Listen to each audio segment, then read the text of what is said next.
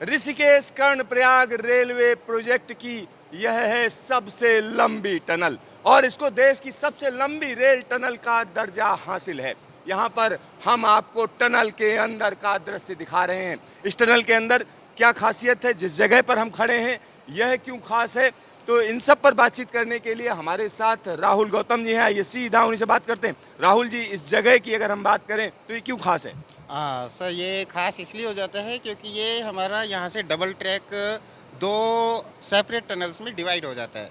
अभी जब हम पीछे से आए तो पीछे का हिस्सा हमारा स्टेशन का था, फिर हम जब एंटर करते तो प्लेटफॉर्म विद डबल ट्रैक है और यहाँ से अब हम दो सेपरेट टनल्स के लिए तैयार हो जाते हैं। तो यहाँ हमारे दर्शक समझ लें कि सीधा सीधा जो टनल का अंदर का हिस्सा है, अगर हम उसकी बात करें तो देवप्रयाग रेलवे स्टेशन से जब जनासू की तरफ ट्रेन चलेगी तो टनल चौड़ी है और यहाँ पर दो दो ट्रैक आएंगे और इस जगह पर आकर दोनों ट्रैक अलग अलग चले जाएंगे।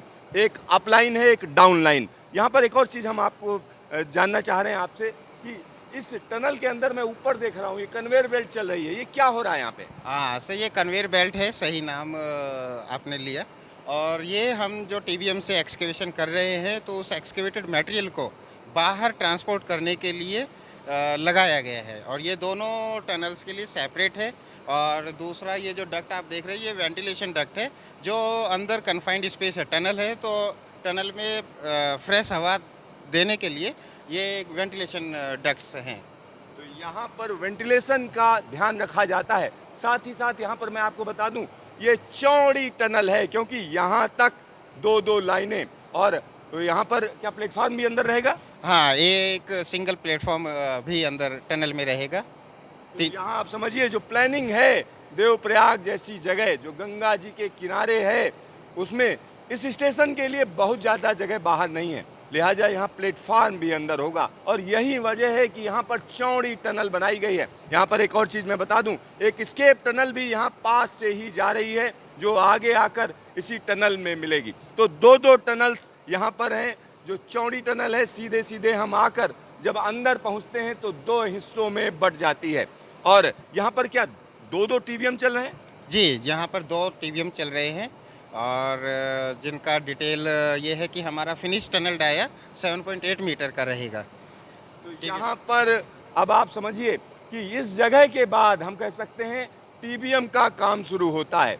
एक टीबीएम इस टनल में, दूसरी टीबीएम दूसरी टनल में। तो इन दोनों लाइनों का जो हम कह सकते हैं टनल्स को बनाने का काम है लगातार चल रहा है और अब स्थिति ब्रेक थ्रू के पास आ चुकी है। जल्द ही ब्रेक थ्रू होगा निश्चित तौर पर। और इस पूरी टनल की अगर हम बात करें लंबाई कितनी है? 10.5 किलोमीटर। जी, 10.5 किलोमीटर अप्रोक्स हमारा टीबीएम टनल का ड्राइव है।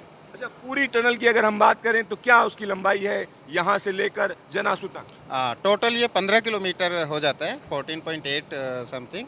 सो इसमें 10.5 टीबीएम के द्वारा है और बाकी बचा हुआ एनएटीएम सेक्शन के द्वारा है। तो हमारे दर्शक इस बात को समझें कि एनएटीएम मेथड का भी इस्तेमाल किया गया है, टीबीएम का भी इस्तेमाल किया गया है और हिमालय में पहली दफ़ा हम आपको टीबीएम दिखाने जा रहे हैं। जब ये टीबीएम यहाँ पर आई थी तब भी हमने आपको दिखाया था कि किस तरीके से टीबीएम का काम शुरू होने जा रहा है। तो आज हम आपको दिखाएंगे टीबीएम कैसे काम कर रही है हिमालय के इस क्षेत्र में। Siddharth, news station, Devprayag, Uttarakhand.